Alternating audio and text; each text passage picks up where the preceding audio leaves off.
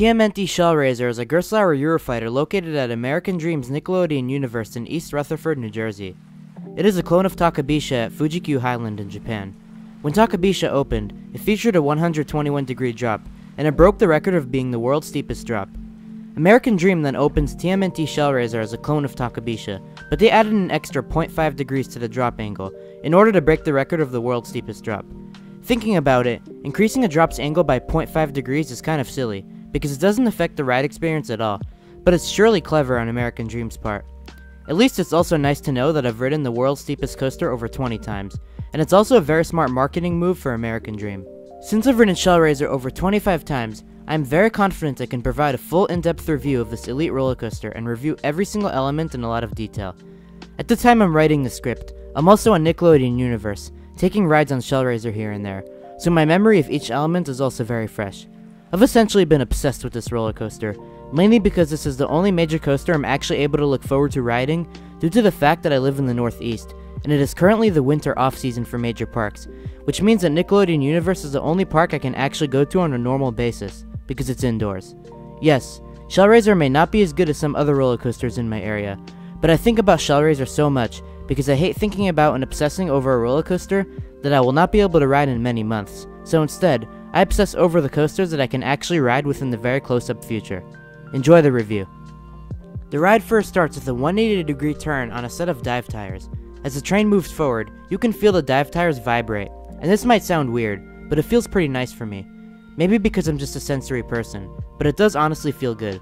After that, the elements of the ride start by what may look like a small dip downwards into a turnaround. Believe it or not, this is easily my second favorite part of the ride. I even like this drop more than the ride's signature beyond vertical drop. It is that good. This only applies if you're sitting in the back row though. When you're sitting in the back row, you get a small pop of airtime, but the airtime isn't that strong. If you have a lot of room between your thighs and the restraints, you will feel the strength of the airtime a bit more, but the airtime isn't what's so great about this drop. I always talk about this feeling where your stomach goes up into your throat, and this drop delivers that sensation to its fullest. This might seem like just a small dip, but the amount of gut punch you get is unreal.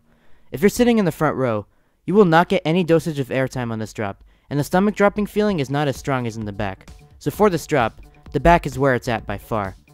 It is kind of odd, because the trains on Shellraiser only have 2 rows, and the row you sit in still makes a huge difference as to what sensations you will get on each element. After the small dip, you will maneuver a turnaround to pull some surprising positive G-forces. You then go into a Heartline roll that also delivers a surprising amount of hang time. There's not much else I could say about this Heartline roll, other than the fact that it has great hang time. While you're traversing through this turnaround, you do start to feel the train start to shimmy and rattle a little bit, which should be an indicator that the ride is going to get a lot rougher, but I'll get to that later. After the Heartline roll is easily the best part of the ride, the launch. As of today, this launch is the second most forceful launch I've ever experienced in my life. The acceleration of this launch is a lot stronger in the front though. In the back, you will feel a slightly forceful acceleration and slight vibrations at the end of the launch track. However, in the front row, your head will get slammed against the headrest at full and sudden force. At the same time, you will feel a gust of very strong wind rushing through your face. I'm surprised the wind is so strong in the front row, because this is all indoors, and there isn't any outside wind amplifying the strength of the gust. In the front row, you will feel a strong vibration throughout the entire launch track, and then once the track is over, is when the roughness starts. Right after the launch track, the train will jackhammer you violently on the way up to the inverted top hat if you're sitting in the front row. If you're sitting in the back row, you will feel a strong rattle going up the inversion, but it doesn't jackhammer you like in the front.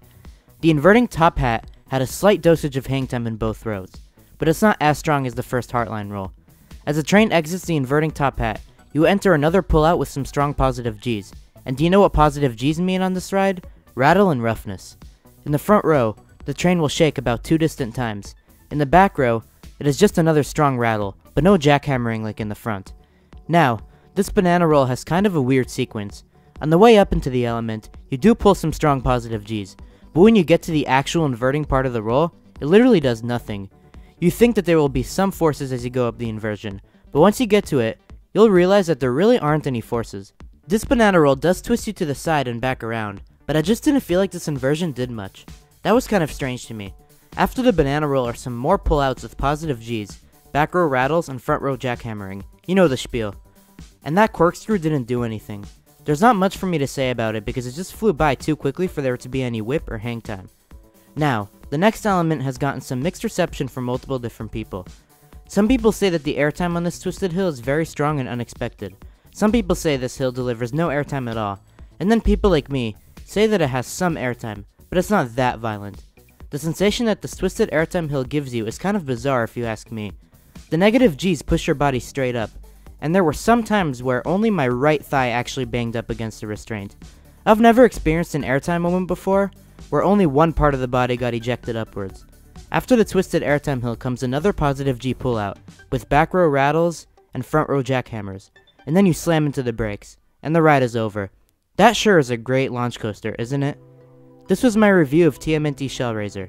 Please remember to like and subscribe. Thanks for watching, and I'll see you all next time. Wait a minute, my mistake. The ride hasn't even gotten started yet. Back to the review.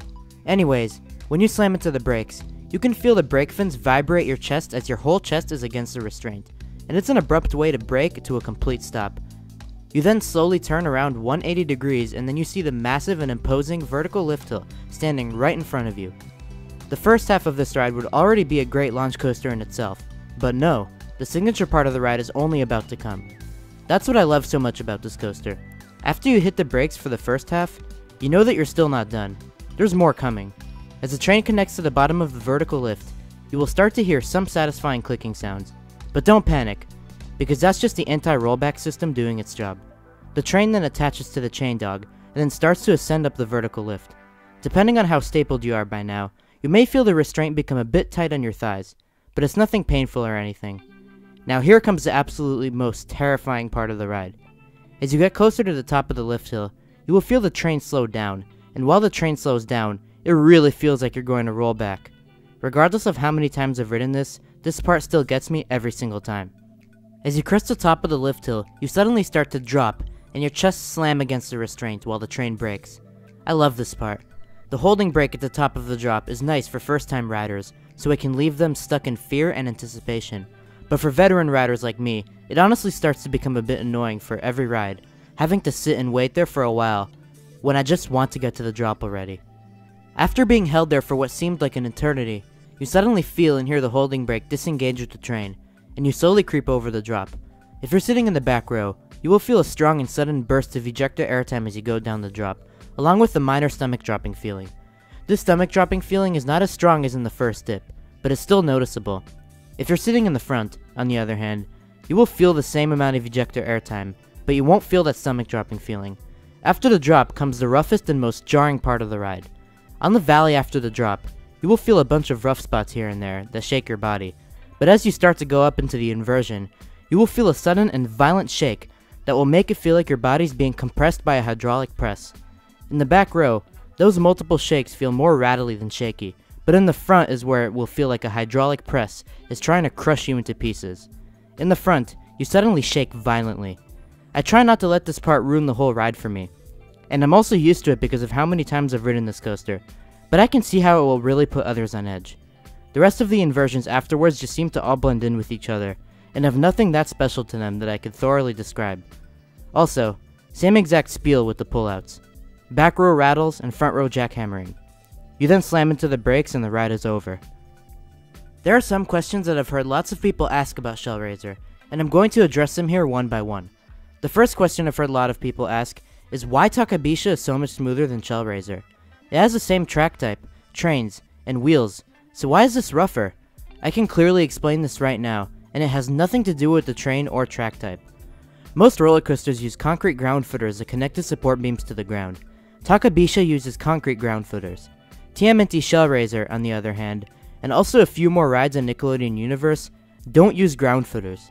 Instead, the support beams directly stick into the concrete floor. I don't know who decided to construct it this way, but it sure wasn't a smart idea, because that is the exact thing that's causing Shellraiser to be a lot rougher than most steel coasters. The lack of ground footers also affect the ride's roughness, because when the train enters the pullouts, the positive G's put a lot of pressure on the support beams, causing less stability in the track due to the lack of ground footers, leading to a lot of shaking in the track. But if the issue was the supports, then why is the front row a lot rougher than in the back? Well, as the train enters the pullouts, The front row is the first row that applies all the pressure onto the supports, causing more of the shakiness to be felt in the front row. But as the back row enters that exact same location within the pullouts, the supports have already had some time to recover from all that pressure, causing the roughness to not be as prominent in the back row. I know that there are only 2 rows with a very small train, but the time it takes from when the support pressure switches between the front and back rows actually does make a big difference, believe it or not. Here's also another question that people have about this ride. Which row is better, the front or the back? If anything, is there even a difference? The trains only have 2 rows. Yes, although there are only 2 rows, where you sit makes a huge difference in what experience you're going to get. I do not have an answer as to why the different rows result in such drastic experiences. Let me put it this way. There are pros and cons for each row. Pros of the back row: more airtime and stomach drop on both drops. Smoother ride experience. Cons of the back row: launch is not as forceful. Wind is not as strong. Intensity of the inversions are not as strong.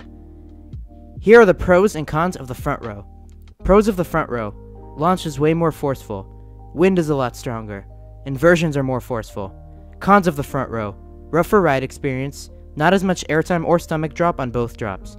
For me, the back row wins because more airtime and more stomach dropping feelings, along with a more tolerable ride experience, is slightly more important to me than the stronger intensity in the wind, but having to endure a rougher ride. Granted, I do usually switch between rows for the different experiences, because as you can see, each row has its pros and cons. So I definitely recommend switching between rows if you can ride it multiple times. But if you can only ride it once, I would say the back row is the way to go. Since Shellraiser is almost always a walk-on though, I'm sure you'll be able to ride it multiple times. This was my review on TMNT Shellraiser at American Dreams Nickelodeon Universe. Please remember to like this video and subscribe to my channel. It will still help me out with the YouTube algorithm and motivate me to continue uploading more videos on a regular basis. I have started to upload more consistently, so expect some more videos from me in the near future. Thanks for watching, and see you all next time.